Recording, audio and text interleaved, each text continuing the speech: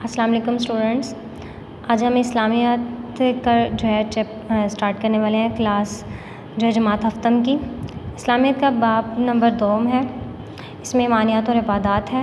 ہم نے یہاں پر ایمانیات کے بارے میں کیا ہوتا ہے کہ ہم نے ایمان رکھنا ہے اللہ پر، اللہ کے رسول اور پیغمبروں پر اور اس کی آسمانی کتابوں پر۔ اور عبادات میں کیا جاتا ہے، تمام جتنی بھی ہماری عبادات ہیں اسلام میں، جو عبادات کے تصور کی وضاحت۔ ارکان اسلام مطلب کہ نماز، روزہ، حج، زکوٰۃ، ان پانچوں ارکان، ہمارے 5 ارکان ہیں، ان پر ایمان لانا جو ہے وہ تمام ارکان اسلام کو اچھے طریقے سے ادا کرنے کے عمل کو ہم کیا کہتے ہیں، عبادات۔ اور دعا جو ہے وہ ہماری عبادت کی جان ہے، مطلب کہ ہم کہہ سکتے ہیں کہ دعا عبادت کا مغز ہے۔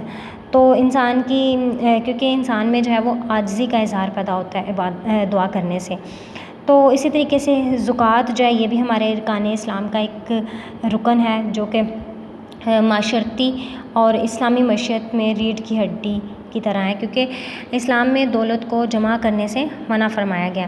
اب ہمارا پہلا پوائنٹ ہے باب نمبر 2 کا، ہمارے پاس ہے ایمانیات، مطلب کہ ایمانیات میں ایمان لانا، رسولوں پر ایمان، اللہ اور اس کے رسول پر ایمان، آخرت پر ایمان، اس آسمانی کتابوں پر ایمان، ان سب چیزوں پر بنا دیکھے، ہر چیز کو دیکھے بنا جو ہے ان چیزوں پر ایمان لانے کو ہم کیا کہتے ہیں، ایمانیات میں وہ آ جاتا ہے۔ تو ہم نے رسالت اور اس کے تقاضوں پر جو ہے ایمان وہ یہاں پہ ہم اسٹڈی کرنے لگے ہیں۔ رسولوں پر ایمان، رسول جو ہے وہ اللہ تعالیٰ کے بھیجے ہوئے برگزیدہ بندے ہوتے ہیں جو اللہ تعالیٰ کا پیغام پہنچاتے ہیں، اور اسی طریقے سے ہمارے لیے یہ ہمیں ہدایات بھیجتے ہیں۔ اللہ تعالیٰ نے انسانوں کی ہدایت کے لیے کم و بیش تقریباً 1,24,000 انبیاء اور رسول مبعوث فرمائے، جو کہ یہ سلسلہ شروع ہوتا ہے حضرت آدم علیہ السلام سے شروع ہوتا ہے اور حضور صلی اللہ علیہ وسلم پر ختم ہوتا ہے، جس کو ہم کیا کہتے ہیں، اس عقیدے کو عقیدہ آخرت یا عقیدہ نبوت کہا جاتا ہے۔ یہاں پر اللہ تعالیٰ کا ارشاد ہے کہ محمد صلی اللہ علیہ وسلم تمہارے مردوں میں سے کسی کے والد نہیں،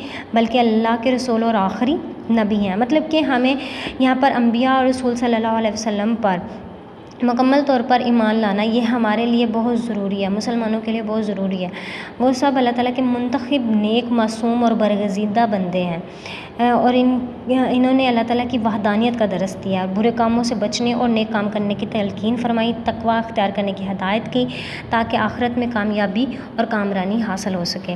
اس کے بعد میں رسالت کے تقاضے، رسول پاک صلی اللہ علیہ وسلم پر ایمان لانے کے جتنے بھی عمل ہیں، جتنے بھی تقاضے ہیں، ان کو ہم یہاں پر آج پڑھیں گے۔ یہاں پہ پہلا جو ہے وہ محبت رسول صلی اللہ علیہ وسلم ہے، رسول پاک صلی اللہ علیہ وسلم سے محبت کے بارے میں انہوں نے بیان کیا ہے، اور یہاں پر رسول پاک صلی اللہ علیہ وسلم سے محبت کے بارے میں جو یہاں پر حدیث ہے اس میں فرمایا ہے کہ آدمی کا حشر اسی کے ساتھ ہوگا جس سے وہ محبت کرتا ہے۔ اگر ہم اپنے حضور صلی اللہ علیہ وسلم، آقائے دو جہاں محمد مصطفیٰ صلی اللہ علیہ وسلم کے ساتھ اگر ہم محبت کرتے ہیں تو ہمیں آخرت میں بھی انہی کی محبت کا ساتھ ملے گا، انہی کا ساتھ ملے گا، اور ہم وہاں پر بھی سرخ روح ہوں گے۔ یہاں پر ایک حدیث میں ہے، مطلب کہ حضرت صفوان بن قدامہ نے رسول پاک صلی اللہ علیہ وسلم کی خدمت میں عرض کیا کہ اپنا دست اقدس جو ہے وہ بڑھائیں، میں آپ کی بیعت کرنا چاہتا ہوں۔ آپ نے اپنا دست اقدس بڑھایا اور میں نے بیعت کرتے ہوئے عرض کی، یا رسول اللہ مجھے آپ سے محبت ہے۔ اسی بنیاد پر آپ نے فرمایا کہ آدمی کا حشر اسی کے ساتھ ہوگا جس سے محبت ہوگی۔ ایک اور حدیث میں ہے کہ تم میں سے کوئی شخص اس وقت تک ایماندار نہیں ہو سکتا جب تک مجھے اپنی جان سے بھی بڑھ کر محبوب نہ رکھے۔ یہ رسالت کا جو ہے وہ پہلا ہمارے پاس پوائنٹ تھا۔ وہ ہمارے پاس نیکسٹ ہے تعظیم رسول۔ تعظیم رسول صلی اللہ علیہ وسلم رسالت کا یہ دوسرا تقاضا ہے۔ اس کے اندر رسول پاک صلی اللہ علیہ وسلم نے قرار دیا گیا کہ قرآن مجید میں ارشاد ہے، تو جو لوگ ان پر ایمان لائے اور ان کی رفاقت کی، انہیں مدد دی، اور جو نور ان کے ساتھ نازل ہوا اس کی پیروی کی۔ اب یہاں پر نور سے جو ہے وہ کیا ہے کہ ان کی وحی ہے جو رسول پاک صلی اللہ علیہ وسلم ہمیں دیتے تھے قرآن مجید کے طور پر، اس کی پیروی کی، وہی مراد پانے والے ہیں۔ بارگاہ رسالت میں معمولی سی بھی اگر بید بھی ہو جاتی ہے تو ساری زندگی کے نیک اعمال جو ہیں وہ ضائع ہو جاتے ہیں۔ تو اس لیے ہمیں چاہیے کہ یہاں تک انسان کی دولت جو ہے، ایمان کی دولت سے انسان محروم ہو جاتا ہے۔ اس کے بعد میں نصرت رسول صلی اللہ علیہ وسلم، نبی کریم صلی اللہ علیہ وسلم کے جتنے بھی احکام ہیں، تعلیمات ہیں، ترویج ہیں، اشاعت ہیں، عملی نفاذ، جد و جہد اور کوشش کرتے رہنا رسول پاک صلی اللہ علیہ وسلم پر ایمان کا تقاضا ہے، ان پر ایمان لانا رسالت کا تقاضا ہے۔ یہی عمل نصرت رسول صلی اللہ علیہ وسلم ہے۔ اللہ تعالیٰ نے مسلمانوں پر احسان کیا کہ ان میں اپنے پیارے حبیب حضرت محمد صلی اللہ علیہ وسلم کو مبعوث فرمایا۔ اب تمام مسلمانوں کا فرض ہے کہ رسول پاک صلی اللہ علیہ وسلم کے دین کی خاطر صحابہ کی طرح ہر طرح کی قربانیاں پیش کریں۔